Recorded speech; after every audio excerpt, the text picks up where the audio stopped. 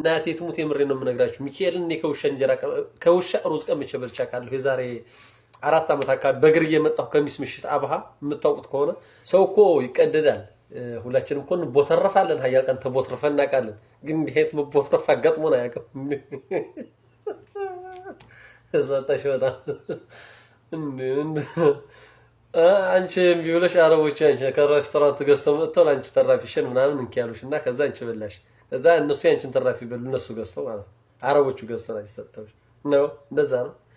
ባይዘው እኔ አንድ ነገር ልንገርሽ፣ እናቴ ትሙት የምሬ ነው የምነግራችሁ። ሚካኤልን እኔ ከውሻ ሩዝ ቀምቼ በልቼ አውቃለሁ። የዛሬ 4 ዓመት አካባቢ በእግር እየመጣሁ ከሚስ ምሽት አብሃ የምታውቁት ከሆነ ከሚስ ምሽት አካባቢ በእግር እየመጣሁ አረቦቹ በየብሉ አገኘኋቸው እና ማታ ላይ እንዳልሄድ ኢቃማ የለኝም መጅሁል ነኝ፣ በእግሬ እየተጓዝኩኝ ነው።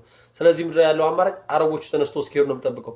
ቁጭ ብዬ ጠበቅኳቸውና ምግብ በልተው ወደ 6-7 ሰዓት አካባቢ ነው ተነስተው ሲሄዱ ውሾቹ ሩጠው መኪናዎቹ ገና ሲሄዱ ውሾቹ ሩጠው ሲከቡ እናቴ ትሙት እየሮጥኩ በድንጋይ አሳድጄ ነው ምግቡን ቀምቼ የበላሁትና እና እናቴ በእናትሽ እንዲህ ያልሽ እህቶቻችን ስደት እንዳታባብሽብና